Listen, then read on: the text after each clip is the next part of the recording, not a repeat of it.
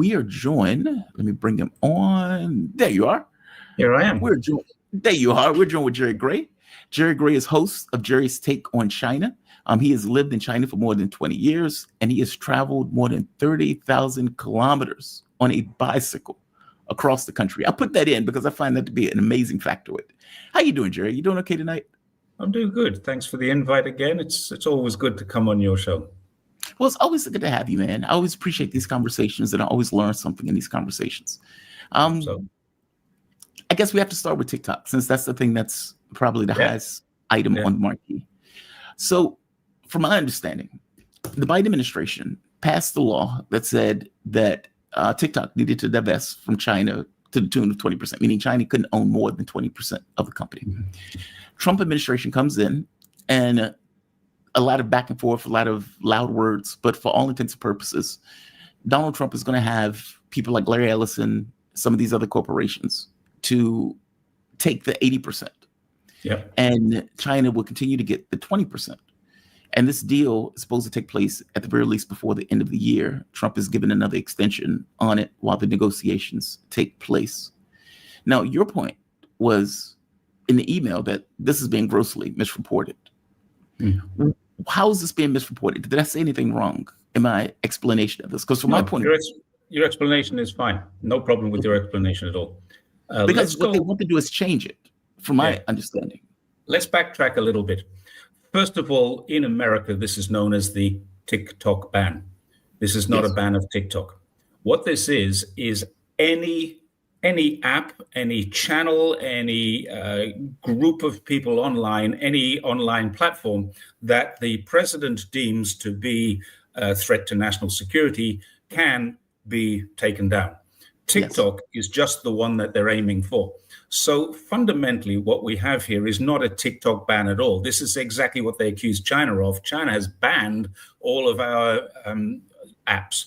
Well, that's not actually true. China has never banned any of them. There's a couple that, for whatever reason, have now been banned. But effectively, all of these groups, the Googles, the Alphabets, the Metas, all of them do not operate in China, although many of them have a presence in China. Microsoft has a huge presence. Google has a huge presence. They operate in China, but they operate under Chinese laws.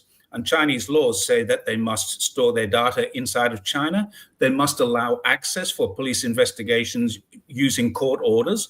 They must not harvest or profit from any of the data that is registered as private data. And that is something they refuse to accept, because if you think about it, why is YouTube free? It's free because they are taking all of our data, scraping it away, selling it to all different people so they can target advertise us.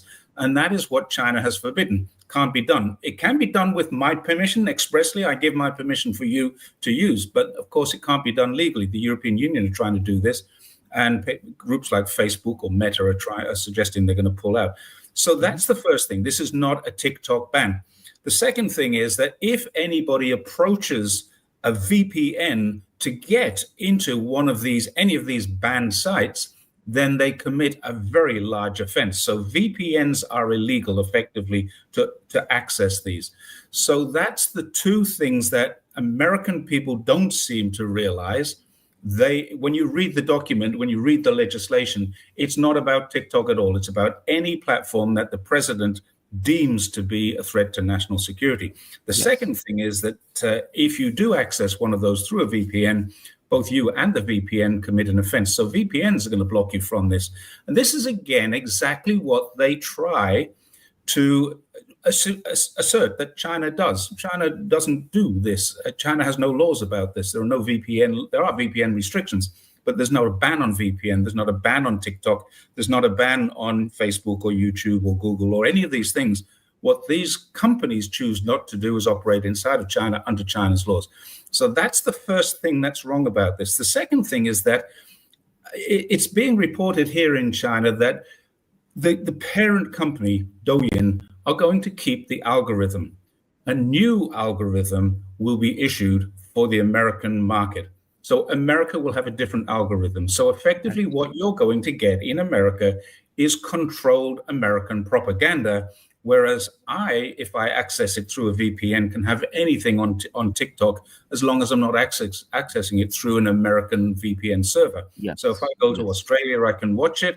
If I go to Vietnam, I can watch it. If I anywhere in the world that is not America, I can watch the global TikTok that is not the American TikTok. So when people say this is a win for America, this is not a win at all. Douyin has made a lot, or is going to make a lot of money. They're going to keep control of the most important aspect of this, which is their own algorithm. And that's exactly what these corporations and people like Zuckerberg in Meta wanted. They wanted access to the all of the algorithms, which they don't know how it works. It's much better than anything they've got. So TikTok has an algorithm that is pretty good, and they want that, and they're not getting it. They're getting an American algorithm, a separate algorithm just for America. So Americans are getting shortchanged here, and that's really what it boils down to. It's not a win for America. By the way, do you know what Biden did? When the law was passed, Biden put a stay on it and said, I'm going to leave this decision to my successor, whoever my successor will be, because he wanted to kick that can down the road before the election. No president is going to ban TikTok before an election. That is why they can't do it, because 100 million Americans are using TikTok, making money from TikTok. A lot of them are making money from TikTok. It's a huge business opportunity for many, mostly young people, and many of them of an age where they will vote. And if a president says, I'm going to do this differently, they might vote for that president. But if a president were to have banned it before the election, not a chance of getting a win from the potentially 100 million voters, young voters, mostly young voters. Most of the people on TikTok, except for me, I'm on TikTok, are young. So just to be clear, among the investors, which are expected to be roughly 80% of the TikTok, the Chinese shareholders will remain the rest. You have Oracle, Andreessen Horowitz, and Silver Lake, the sources said. All of these people are Zionists, hardcore Zionists. And let's be clear, Jonathan Greenblatt from the ADF, not the ADF, American Defamation League, ADL, pointed out that we need to get our hands on TikTok. He was very clear. We need to capture TikTok. And a lot of people want to capture TikTok, and now they've got an American TikTok. It's as simple as that. Europeans are not going to be watching the same TikTok. Chinese people are not watching. We already have a different thing. It's called Douyin, which is the parent company. And Douyin is great. It's full of mathematical science. It's full of entertainment. It's got lots of dancing. There's nothing. There's nothing political on TikTok, and there shouldn't be. There's nothing pornographic, and I don't think there is in the American version either. I'm not certain of that. There's nothing seditious. You can't be insulting. These are the laws that they have in China, and our TikTok is nice, clean, healthy, fun. And it is quite fun. You scroll through it, it's harmless fun. And that's what it ought to be. It's social media. It's not meant to be news. It's not meant to be hard-hitting and cutting edge. If you want to do that, you should be able to get that from your media. But obviously nowadays we don't. So we go to places like X and a couple of other things. But yeah, generally speaking, we get our news from alternative sources now. And TikTok should never have been a news site. It's for dancing, singing, pulling pranks, and in China, it's actually really, really educational. Well, that's the rub, though. The videos that were uploaded to TikTok were showing the reality of what was taking place on the ground in Gaza. Yeah. Many of those videos were uploaded by Israelis themselves, meaning them dancing and taking glee and murdering babies. Yeah. And so the ADL, his issue was, we need to get our hands on this because we believe that this is affecting the point of view of Americans in regards to Israel and the war itself. So their take of this, it wasn't that they cared so much about TikTok. Their thing was, too much of this content is giving Americans an impression of the reality of what's taking place on the ground. We don't like that, and we need to somehow control that. And so the people who are getting their hands on it are people who don't. Ellison donated more than $10 million to the IDF to put it in perspective. So these are the people who are going to be managing it. And to back up your other point, all of these people are directly involved in the deep state, quote unquote, as they call it in the United States, meaning the military industrial complex. They are going to just turn it into a propaganda outlet. That's all it's going to be. Yeah, and the thing is, if you want, because it won't be banned, if you want to use a VPN, you can. Now, one of the interesting things is the number of there's a survey being put out on the number of inquiries about how to get a VPN, and America is by far and away the largest number of inquiries into how to get a VPN. But here's another thing: most of your VPNs, not all, but most of them are owned by Zionists. They're owned by Israel. ExpressVPN, which is probably one of the biggest, has just sold out to an Israeli company. So it was already partially Israeli owned, but it's sold out to an Israeli company. So there's a lot of different, I don't know who owns all of them. I use a VPN all the time, and I'll be quite honest, I don't really care that someone's tracking me or anything like that, because I'm not doing anything I shouldn't, and the Chinese government don't care about what I'm doing. So I've never had a problem. There's a lot of police here who know that I operate as a YouTuber. I was just in the immigration department yesterday. What do you do for a living? I'm retired. Oh, do you have any income? I get a little bit from YouTube. That's it. Oh, you got a YouTube channel? Yeah. So we chatted about that. They know I can't have a YouTube channel without a VPN. I'm not breaking any laws here. They're not really fussed about that. So again, Americans are misinformed about what's really happening on the ground in China. And now they've been misinformed about what's happening in their own Congress. They're misinformed about what's happening in their own trade delegations. The trade delegations, a lot of people are saying, this is a quid pro quo and China's going to get something from Trump. Well, maybe they will. Maybe they won't. I don't think they will. What Trump really, really wants is rare earth elements. He wants China to de-restrict the rare earth elements. And I can promise you, with my hand on my heart, and put it on a Bible or a Quran or whatever anybody wants me to do, this is not going to happen. China has written laws that say these are controlled. This is like drugs. China does not export fentanyl precursors to America. China exports only under controlled and restricted conditions. So if the American people are buying this, they're not buying it legally from China. This is another misinformation thing that's being put about by the American media and American politicians. China has done more than any other country to control the sale of fentanyl and fentanyl precursors, more than any other country, including the United States of America. So what's happened now is the same with rare earths. They have controlled rare earths, and they're only sold for the purposes of peaceful development. So no military industrial complex organization can buy them. And they've also set up a new department inside of China with several hundred employees that are managing every single export of rare earths. So these rare earths are now going to the sort of people that need them, such as medical equipment manufacturers, battery manufacturers, the people who are making stuff. And it's being done very, very controlled way. It can only be sold if the end user has a certification. So the end user needs to produce proof that they used what they got in the products that they get before they can get any more. So that's going to be, it already is in place. China is not going to suddenly say, oh, well, we're going to relax rare earths for you. America now needs to find a new source of rare earths outside of China for its military. All the medical equipment can still have rare earths. Well, that's a rational act. I mean, when you get the United States, it's a rational act. When you get the United States looking at the Philippines, Japan, Australia, saying, hey, are you ready to die for the dignity of America? Are you willing to do that? Because for all intents and purposes, they were talking about this Asian pivot with this idea of some kind of military confrontation with China. Why on earth would China give them the means to have military conflict with that same China? It makes no sense, right? All of these things were going into weapons that are now pointing at China, Exactly. It's as simple as that. The pivot to Asia started around about 2015, 2017. It really confirmed. But 2015, Obama started it, and it's been going every single year since then. It goes up and it goes down. Right now, it's in a phase where it's up. I see things from Washington, from ASPI in Australia. I'm reading the news and seeing AUKUS is AUKUS all the time. And this is the Australian submarine deal, which is a very bad deal for Australia. In a bad deal in every sense, not just in the defense sense, but in every sense of the word. This is basically Australia paying for the submarine core of the United States over the next 10 or 12 years. It's really, really bad. Yeah. And it screwed over the French also.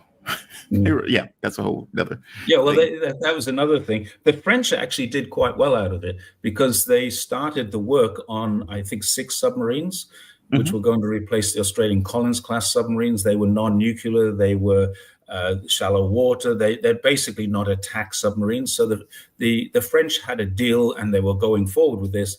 And then in order to get out of the deal, Australians had to pay, I think, $6 billion. And then the French have got these partially completed submarines that they can put out on the open market. Anyone want a submarine? We've got some here. So they'll sell them again. They'll do all right out of it, I think. I don't think the French were really that upset. They made a show of being upset, but I don't think they were really upset. Yeah, they made us think about it.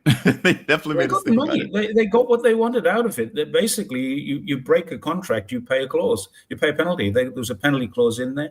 Australia had to pay $6 billion for something they never got. So it's a lot of money. The French companies have got submarines partially completed and $6 billion in the bank. So I think they did all right. Yeah, the Asian pivot was Obama's baby. This idea of diversification of resources, or we're going to have the Europeans deal with the Russians. We're going to have Israel deal with Iranians in the Middle East, and we're going to pivot to Asia. And we haven't necessarily been able to make that pivot. And it's wild because in every war game scenario, we lose. And so it seems like what the U.S. wants is we need someone to suck up the missiles that are going to come raining down if we indeed try to attack China or provoke China. So Australia, Taiwan, South Korea, Japan, Philippines, etc. We need you to do that. We need you to be our proxies in that region. And I keep thinking to myself, why on earth do they think Ukraine is a good model for them? And yet it's a question mark on whether these countries would actually be that stupid to get into some kind of war in that sense. So I'm not sure that it's stupid. If we go to war, it will get ugly. Benny Hill just said that, which is not unfair statement. It's going to get very, very ugly. China is not going on an aggressive war. China is not going to take over anything. It's not even going to take over Taiwan. It already owns Taiwan, and all it's doing is waiting until the politics settle down. Now, China will defend Taiwan. We've discussed this before, and they've made this very clear. They will defend their property. They're going to defend Hong Kong. They're going to defend Macau. They're going to defend Taiwan. They're defending Xinjiang and Xinjiang, Tibet. So they're really defending their own borders and sovereignty and nothing more than that. That's what China is interested in doing. That's why they had the big military parade a couple of weeks ago. And it was a beautiful parade. I watched it. I did a live stream from it. And that got canned by CCTV, but never mind. The whole thing was a great experience to do that, and it was a great experience to watch that. And that is what really is important. What China is doing is saying, look at us, look at what we've got. And people are looking at this and going, wow. But what they're not showing is what they've really got. They're in the 6th generation of fighter jets, and they're only showing the 5th generation. So stuff like that, it really does exist, and it is in China. It's not a PowerPoint presentation or a cartoon drawing. It's not an animation. China has got the stuff they need. Now, I think Australia is fairly safe. Australia is fairly safe. I think it's fairly safe because there's only 3 sites in Australia that China would even think about hitting, and probably only one that they would really want to hit, and that's Pine Gap. It's right in the middle of Australia. It's full of Americans, and they're all intelligence. It is the most important strategic site outside of the United States. It's the second most important intelligence gathering site in the world for the Americans. So it's very important. It will take one missile, and they have hypersonics that can hit that thing, basically destroy it. And that's the end of America's intelligence gathering for the Southern Hemisphere. Now, when that happens, if that ever were to come about, Australia would be firing blind. They don't know what they're doing. They don't have the firepower aimed. So their Guam, their all of the stuff they've got in Japan, the stuff they've got in South Korea. I mean, literally, they have surrounded, and they're trying to get Mongolia, they're trying to get Vietnam, they've got the Philippines. They're trying to get China surrounded on the East Coast, and that's why one of the reasons they wanted Afghanistan. Many people don't know this. Afghanistan shares a border with Xinjiang. They wanted Kazakhstan. Remember, there was an attempted color revolution in Kazakhstan a couple of years ago. The Russians went in there, bang, stopped it, and then left. So that was all part of containment of China. China borders a lot of countries, and if China's sea routes are blocked, then everything goes by train across Xinjiang and Inner Mongolia. So they wanted troops and things, and they want to destabilize Mongolia. They want to destabilize Inner Mongolia. The China-Pakistan economic corridor is destabilized now by what's happened in Nepal. What's happening between China and India is being destabilized by what's happening in Bangladesh, what's happening in Assam, what's happening in the Punjab, what's happening in all these other places. India's got its own problems that we're not hearing about on a day-to-day basis. Yeah. So geopolitically, China's right in the middle of all of these firestorms, and it's keeping its own calm. It's keeping very, very cool. Yeah, you make a really good point. This is defensive. Like the fires that are being coincidentally started in all of these other countries. This is not defensive in nature. This is an offensive move in order to contain China. Well, Myanmar is a border. Thailand is not. Thailand is not a border with China, but it's very close. And Cambodia is a border with China. So Myanmar, Cambodia, Sri Lanka is an important port. Pakistan is not bordering. It does border China, but way up in the northwest. But Pakistan is very important because it has Gwadar Port. Gwadar Port is in the province of Gwadar, which borders Iran, which of course Gwadar is now the most unstable, it's Balochistan, the most unstable region of Pakistan. And Pakistan has just signed a mutual defense treaty with Saudi Arabia, which is a really interesting thing. So there's a lot of stuff going on now, which it's all part of a huge jigsaw puzzle. And years ahead. They're thinking years ahead, much further than I can possibly think. I'm just a guy who rides a bike. There you go. Yeah, you're more than that, Jerry. Come on, you're more than that. Well, that's all I am to me. This looks like the beginnings of a third world war. I mean, like the movements and the way this stuff is shaking out. These little conflicts that have clear political sides to them and political rationale to the reason that these fires are being set in all of these countries. No, you're right. China's remaining calm, but let's be clear. A lot of this stuff is aimed directly at China, and China's taking a defensive posture. Any country that aligns itself with China now, any country that aligns itself geopolitically, defense-wise. So China isn't another interesting point. China has never signed a mutual defense pact with any country. It signed security pacts. It signed security treaties, but it's never signed a mutual defense. So it's not going to war with another country or for another country. It's not even getting involved in Israel and Gaza. A lot of people are critical of China for this. It's not involved in Russia, Ukraine. It's selling to both. It's selling to Gaza and it's selling to Israel as well. It hasn't pulled back its diplomats from any of these countries. It simply says it's business as normal, but we're going through the United Nations to try and get this calm, try and get this settled. It's very rare for China to actually come out and say anything that is any more than just we want this to be sorted, we want this to be settled. China is the peacemaker, the mediator, the negotiator. It does all of these things, and if it takes one side, it can't help negotiate with the other side. So it does this deliberately. It's quite deliberate. It's a non-interference policy. It does not interfere in any sovereign nation anywhere. And I challenge anyone to prove me wrong on that, because there is no evidence. And there's a lot of allegations and a lot of assertions, but there's no evidence that China has ever interfered with the running of a sovereign nation. No, I'm unaware of it. I mean, yes, you're right. There's a heaping amount of criticism on continuing trade with Israel, considering China is their number one trading partner if you look at the European Union as individual blocks. Yeah. And we've had arguments on this channel about it also that has had horrible outcomes in regards to the guests that have come on this channel. But that's sorry to hear that. Yeah, it's unfortunate. One of the other issues was the chip manufacturing. I am fascinated by that. So the United States was taking action in order to try to put pressure on China's chip industry, trying to basically cripple their technological capability. China said, okay, we'll build our own. And they turned around and they built their own chips. Now, the chips that are coming in from NVIDIA, China has looked at those with a heavy amount of skepticism, as they should, by the way, considering what may be, let's say, backdoors, or maybe it looks like China is looking for deep into the future of a potential military engagement and don't want any kind of, let's say, weaknesses in their systems in the way that, let's say, Iran might have had weaknesses in their systems because of the chips that they were getting from India. It's a little more than that. You're right. You're 100% right, but there's a little bit more to it than that.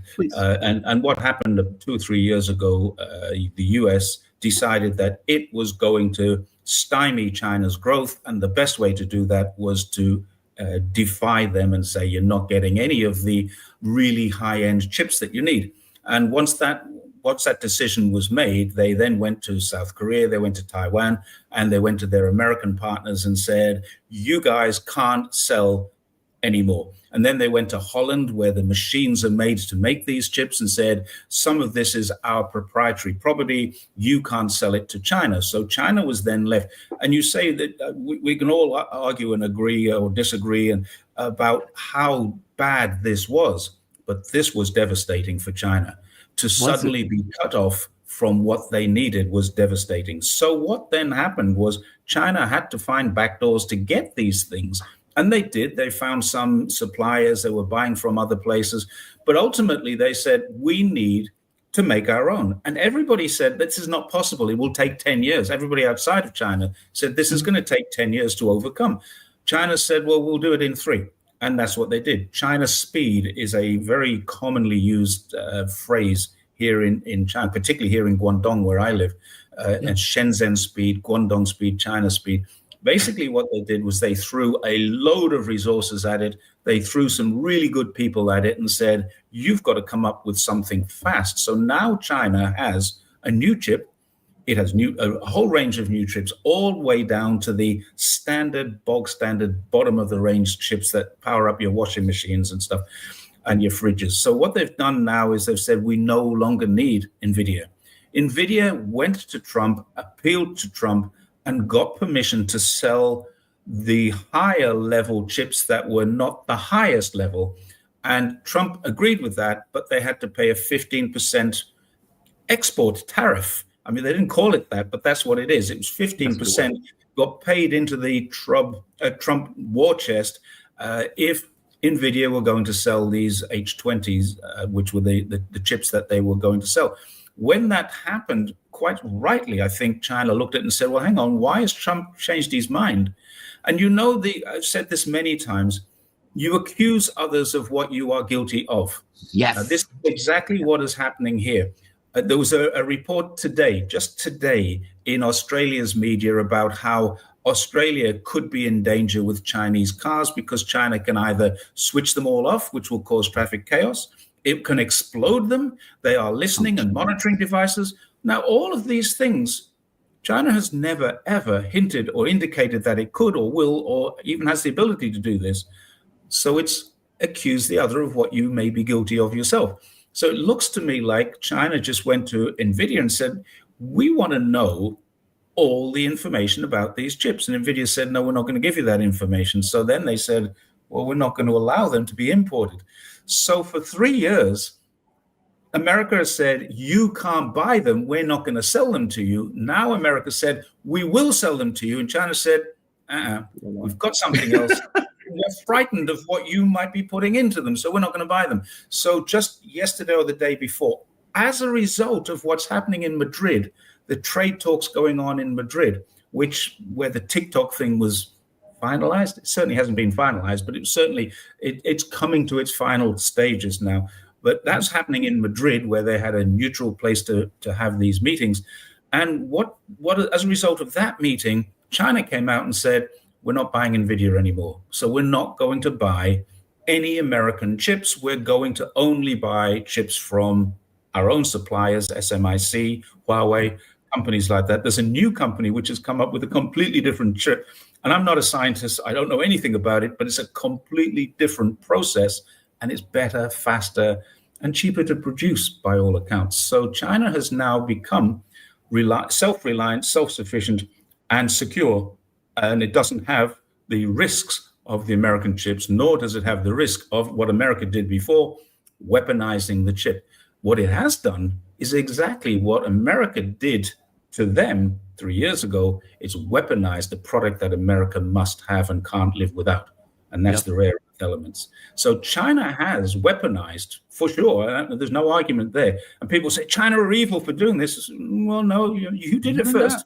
It's simple as that. You did it first. There's no evil intent there. There's just a simple case of you're going to put this into weapons that point at us. We don't want that. They've weaponized it. So good luck to China, in my opinion. Yeah, I mean, all of these things are rational acts. Then all of these things were effectively spurred on by U.S. behavior in trying to either weaponize chips, weaponize the AI thing, weaponize, weapons themselves that they were going to use rare earths, and then turn around, make weapons to aim at China. Yeah, all of these things are rational acts. These things aren't China has done nothing except ask for and look for global cooperation everywhere. Every single thing that China puts out asks for and looks for global cooperation. China doesn't want to change the rules of the World Trade Organization. It doesn't want to change the rules or the Charter of the United Nations. It simply says, why don't we all apply by these rules? We do. Right. Why can't you? And that's what China is asking America now. Why aren't you applying your own rules? As soon as we get to the position where we're stronger than you, you bring in new laws which don't conform with World Trade Organization. They don't conform with the United Nations Charter. I mean, the United Nations Charter has just been ripped up and shredded in the last few weeks, but the World Trade Organization rules have been shredded for the last 10 years or thereabouts. Yeah, I've said there's no such thing as international law. Not anymore, no. I would tell you, I would give it in this kind of parable, I guess, what I call it a parable. The Democratic Party for the longest time had said, hey, lefties, I know you don't agree with us, but we're all in this together. You're closer to us politically, and we are now the leader in this. We had New Deal Democrats at one point, and now you've had Third Way. When Sanders ran, Sanders easily had the thrust of the energy was behind him. They did any and everything in their power to put a knife in Sanders. And meaning this idea of us being in the same boat is nonsense. It was only we were ahead and we wanted to con you into believing that we were somehow on the same team. We were not on the same team. The moment that you got a candidate that was a better, stronger candidate, we did everything in our power to put a knife in him. The U.S. was the same way. We could make that argument of freedom, justice, rules that we should follow. The UN is a great thing and everything else when we were in the lead. The moment that we couldn't compete on equal footing, it all changed almost overnight. Yeah, I'll bet you there's not many American people have read the United Nations Human Rights Report on America. You as an American are not very good at human rights in your own country. It's quite shocking that America, this is why America got out of the Human Rights Commission. They stopped being a member of it. They withdrew out of it and they said, no, we're not going to be part of this. And because they and Israel were being criticized for human rights issues. And so America pulled out under Trump. They pulled out again parts of things like this. They're pulling out of this. They're pulling out the Paris Accord. They're pulling out. Basically, they pull out. I mean, America will never get pregnant because they pull out too early of everything.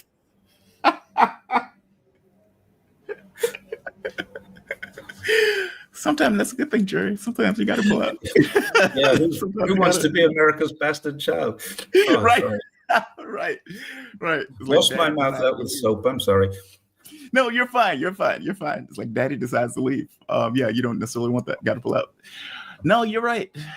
When it comes down to it, at the end of the day, we're not all that trustworthy in the sense of stick-to-itiveness. I mean, the UN report that just came out about the genocide thing is disturbing. And again, we don't acknowledge it. We don't accept it. The rest of the world. Has it even been published in American media at all? I haven't. Do American media know about? Australian media don't. So, I mean, Australian media have talked about how Israel is being criticized by the United Nations, but the word genocide has not been used in Australian media. The ABC, the Australian Broadcasting Corporation, are not talking about genocide. They're talking about criticism of Israel. The United Nations has criticized Israel. Yes, it has, for genocide. They didn't mention that. At least not the reports I read. I haven't seen the reports. I mean, I haven't seen, obviously I cover news all day, so I've seen it, and I've read through it, but I haven't seen it covered on any kind of media outlets. So no, you're absolutely right. These AI chips, I'm curious on something else. These also, now that this is a business that China has effectively generated and created with the industrial might, these are things that can be sold across the world, especially the global South countries that China is in alliance with. Mm-hmm. And they'll be open sourced as well. So Americans can produce them. There won't be a problem with that. Once these things are up and running in the market, they'll be open sourced. So there'll be a factory in Uganda making them. There'll be a factory in Botswana that makes them. There'll be a factory in Guatemala. Guatemala doesn't deal with China. It deals with Taipei. It's probably I think it's one of two countries in Latin America that does. That was a bad example, but yeah, somewhere in Colombia, Nicaragua, there will be a factory that makes these things for the global South at global South prices. Yeah, that's how China operates. Wait, you said they're going to be open source. So how they're made? They're not yet. They're not at the moment because they're still protected. But once these things are up to full speed, I'm fairly certain they will be open source. Pretty much everything China does, it open sources. If you take a look at DeepSeek, you can get in there. It's all open source stuff. All of these things that China does, it puts them on the market and says anyone else can share in this. They're not in it. Of course, they want to make money. The barriers to entry on this are extremely high. So you can't just set up a factory in Botswana and do it. You need to have billions of dollars to set up that factory. So China will go there to Botswana, set up the factory, help them, train them, work them into a working operation so that Botswana has its self-sufficiency. I'm just an example. It won't be Botswana, but so that the country they're made in has this as part of what they do, and they'll be available to people at prices that are open source prices. So it's not like, if you make a new mouse for your computer and you open source that, anyone can make that. It's not very difficult. If you're making a special DUV lithographic 5 nanometer chip, no, not everyone can make it. But if it's open source, anyone can. America will be able to make this. And they will be able to use them, but they'll be very worried that if they're using this open source that's Chinese, what's it capable of? I'm curious on something else. Give me your take on this. I know China will make the argument, we're doing this because we want to advance humanity, meaning our objective is human advancement. That's what we want to do. So when we're going and working with other countries, they obviously want to work with us because A, we're not trying to tell them what they should do with their politics if we're given a loan or something. B, we're not trying to tell them how they should, we're not saying you should be more woke. You need to change your government. We're not telling any of that stuff. No. Ultimately, they build roads, hospitals, highways, etc. This goes beyond human advancement though, right? I mean, there's a geopolitical rationale for doing something like this. It's mutual benefit. China's not doing it for free. There's definitely mutual benefit there. China, it'd be very naive to think that China is so nice that they just give away all of their profits. They haven't even developed China yet. They're working around the world and they haven't yet developed China. China is on the East Coast extremely well developed. But as you say, I've traveled, it's closer to 40,000 kilometers. You ride a bike through central China, and you see some absolutely poverty-ridden places. They still riding around on old tricycles, but what you don't see now are donkey carts. You don't see goats pulling carts, which is something I've seen in the past. You don't see people living in hovels with no electricity anymore. Nobody in China has got that now. I mean, it's moving out of abject poverty into gaining towards a moderately prosperous society, but there are still a lot of poor people, and China hasn't yet fully developed. But going back to the 1950s, the moment China controlled all of China's borders, which was about 1955, not 1949, as as most people believe. There's still parts of China were a little bit behind, and some parts were controlled long before 1949. But when 1949, the October the 1st, was the first national day, China, the People's Republic of China was announced.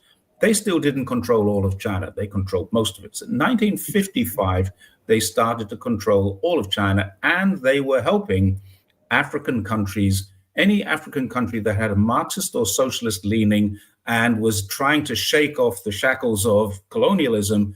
China helped them, and helped them in a way that, some of it was financial, some of it was infrastructure, and they've been doing it since then. Since 1950s, China has been helping. So this is what they do. They lifted, and the story about 800 million people lifted out of poverty is not strictly true.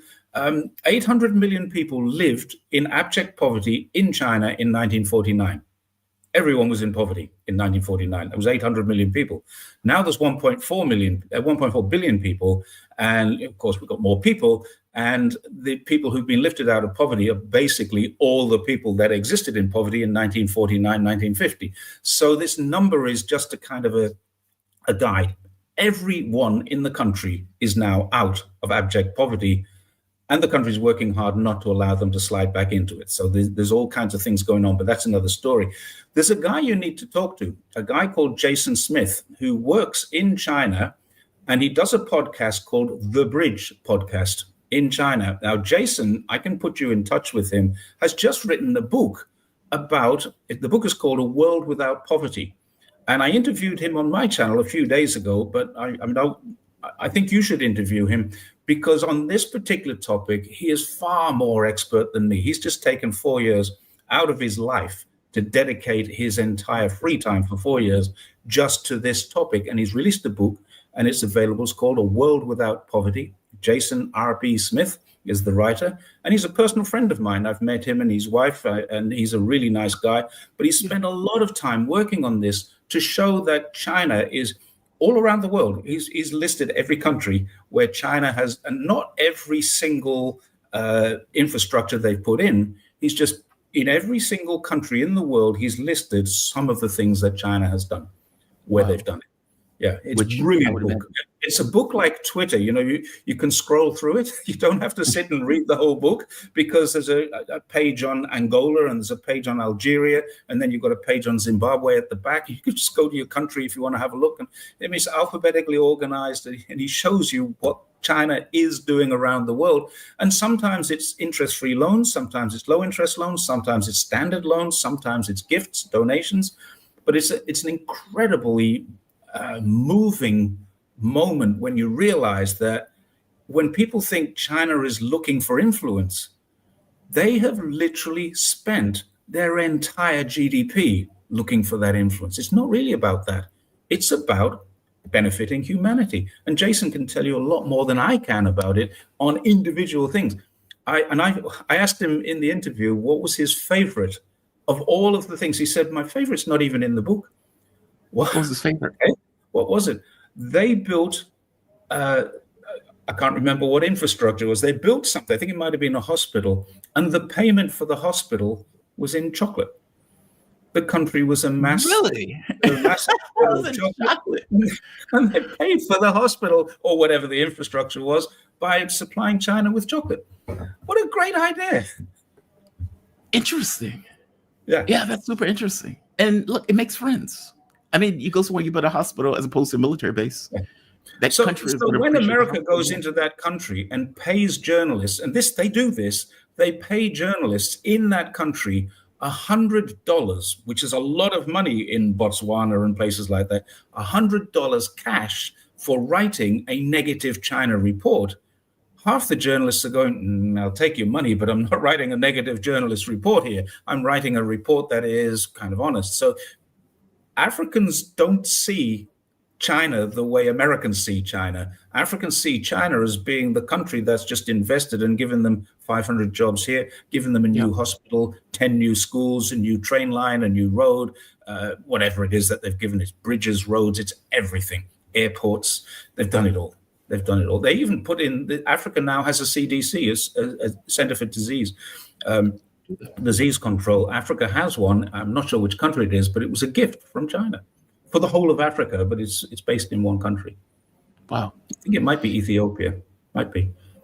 One of the other things that you sent when we were emailing or corresponding back and forth was this rank hypocrisy that is taking place in the U.S., where the Trump administration has decided, well, we don't let, and this is the level of hypocrisy. I don't even know if you know how extreme this hypocrisy is on this. So when the Trump administration came in, they said the Biden administration was doing everything in their power to censor speech. We're not going to do that. We're going to have free speech. We're going to open up the dialogue, blah, blah, blah, blah, blah. J.D. Vance goes to Europe and browbeats them, saying your problems are your own. This is not from somewhere else. And you guys need to be more believing in liberal democracies in regards to free speech. And then Charlie Kirk dies, and Trump has decided to use this as a political weapon, as a cudgel, and has made the strident speech or tweet saying Antifa is a terrorist organization, and is using that as a cudgel to go after an organization that doesn't exist. B is a stalking horse for going after speech and content that Trump just doesn't like. So that can be on issues of Israel, or that could be on issues just going after Trump himself. In the Charlie Kirk case, Stephen Colbert was taken off. I don't know if Colbert wasn't taken off for Kirk. He was taken off for something else. But again, he was taken off for insulting Trump. Yeah, that's what it was. Jimmy Kimmel is off now. He's off TV now indefinitely. And in place of Jimmy Kimmel, what they're going to do is they're going to play. I want to show you something. This is, I think they call it Sinclair ABC network or stations. They own about 40% of the media in the United States. Right. And to show you how repetitive this is, meaning this is just propaganda being displayed to the American public, with the American public not realizing it just because of they don't get the clarity of seeing multiple broadcasts taking place at once. They are going to play a Charlie Kirk special at Jimmy Kimmel's time. The only thing Jimmy Kimmel said was they're trying to make this guy come across on the left, and this guy is most likely MAGA. For that, the network didn't see anything wrong with it, according to Rolling Stones. But because of the threat that Trump issued, they removed Jimmy Kimmel indefinitely. The choice was, if they didn't remove Jimmy Kimmel, the government would remove their license to broadcast. Exactly. And they said, we got to get rid of Kimmel, even though they didn't see anything wrong with what Kimmel said. And Kimmel didn't say anything wrong. They could disagree with him. He didn't say anything wrong. This is Hi, I'm Fox Senate. Watch this. This is what gets deployed to 40% of the channels in the United States. Antonio's Jessica Headley. And I'm Ryan Wolf. Our greatest responsibility is to serve our Treasure Valley communities, the El Paso, Las Cruces communities, Eastern Iowa communities, Mid-Michigan communities. We are extremely proud of the quality, balanced journalism that CBS 4 News produces. But we are concerned about troubling and irresponsible, one-sided news stories plaguing our country. I'm not going to subject you to all of that. I'm making the point that every day on TV networks all across the United States, the same text, the same verbiage even, is being injected into the minds of Americans. And they think same in Australia too. Oh, it acts the same way? Yeah, pretty much. You've basically got much, I think in terms of paper media, about 80% is owned by one man, and he's an American. He's an Australian-born, naturalized American, Rupert Murdoch. And he has control over quite a lot of people inside of other stations, other media. He owns Sky News. He has a fairly large ownership of all media, but in paper, newspapers, it's about 80%. It's extremely large. Yeah, that is just propaganda. Well, so let me put this into perspective, because there's a reason why I've kind of thought, if we have time, we'll talk about this. I get challenged all the time by people saying you don't have freedom of speech in China, and I say, yes, you do. You have the freedom to say whatever you want to say, as long as it's not violent, aggressive, insulting, it's not hateful. Now, this is the thing that they're saying in America. You can have hate speech. You can be a member of the Ku Klux Klan, and that is hateful. It's hateful behavior, hateful actions, and even hateful speech. You can't be a member of the Communist Party, not legally anyway, in America or in certain states. I think there's 1 or 2 states where you can, but most of America, the Communist Party is actually illegal still in America. But then now they're starting to say you can't insult people. You can't denigrate the memory of a great American, Charlie Kirk. You can't insult the president. And I get told all the time by people saying to me, I believe that you have free speech when you post something on Chinese social media that says Xi Jinping looks like Winnie the Pooh. Okay, I get that. First of all, you're a bloody idiot.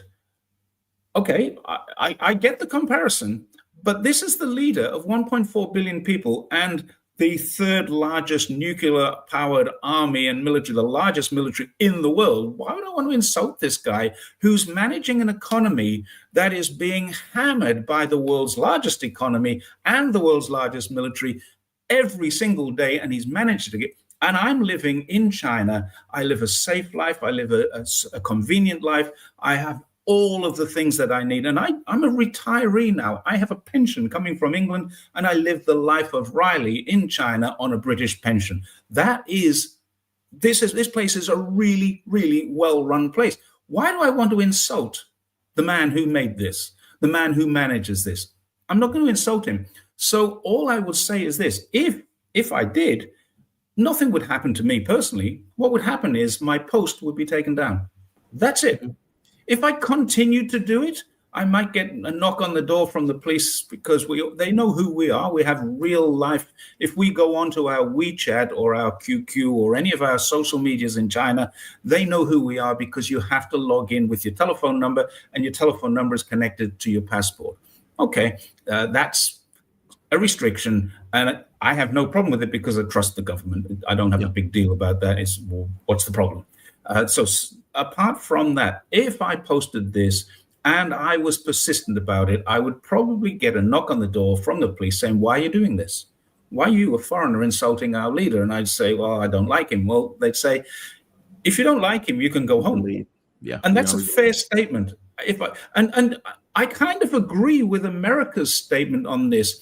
You have freedom of speech as an American, but if a Chinese person comes and says, I want to join the Communist Party, they say, no, you can't. You have to go. They kick you out. So you're subject to American laws and American restrictions, but also you need to respect those, and you don't bring your own standards in. So I don't bring my Western standards into China.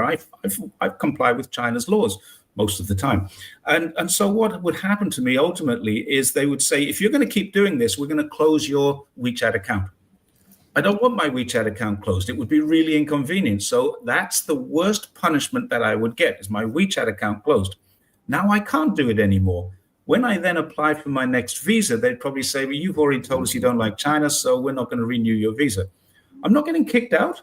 I'm just being told we're not going to renew your visa because you told us you don't like China, you don't like our leadership. That's what would happen to me. But I'm a foreigner here. My wife would have no such thing. If she did this, they would knock on her door and say, why are you doing this? You got to stop. And ultimately, they'd say, we're going to close your account down. So she can't do it anymore. And this is the disappeared. This person disappeared. Well, they didn't disappear at all. My wife's still there cooking the dinner and cleaning the house. And all she can't do is post things because her account has been closed because she broke the law. One of the laws says you can't insult anyone. Now, what that means is if someone in China compares me to a cartoon character, and somebody in your comments did a little while ago, that's okay. No, it wasn't a cartoon. I look and sound like the scientist on Jurassic Park, I think. I don't know if that's a bad thing. But I also look a bit like Prince Andrew in a certain light. So I'm not so happy about that anymore. But if someone insults me, I can go to the police and say, look what this person's done. They've insulted me. The police would take it down. They would go and say, well, you can't insult these people. You get a warning. Then you get called in to drink tea. This is an expression they use when the police call you in. And usually when you sit down, they give you a cup of tea. And they sit down and say, well, you can't do this. You got to stop doing that. And you go, oh, okay, I'll stop doing it. And if you don't, you can then be arrested on the word of a judge. They have to go to court, get an arrest warrant, and they can arrest you. And then you can be charged. Now, alternative to that, they can do something called administrative detention without involving the judge.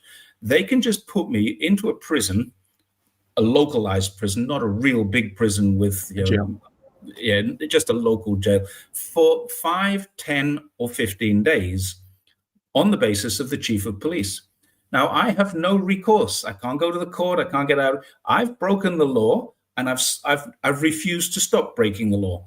And they will then lock me up for 5 days or 10 days or 15 days and then let me out. Now, in my case as a foreigner, they'd probably let me out and say, sorry, mate, you're not getting a new visa. You're going home at the end of your visa term. Okay, fine. That's me done. So I wouldn't do it. And that is what would happen. Now, what happens in America is cancel culture of a much, much deeper and more insidious method. In China, you get warnings. In China, you get deleted posts before you get deleted accounts. Now, in America now, they're not just deleting accounts, they're deleting whole platforms. And I've had stuff on my TikTok, which they say this breaches our TikTok guidelines. Why? And they've given me the result of the appeal. The appeal says, we still think you violated our guidelines.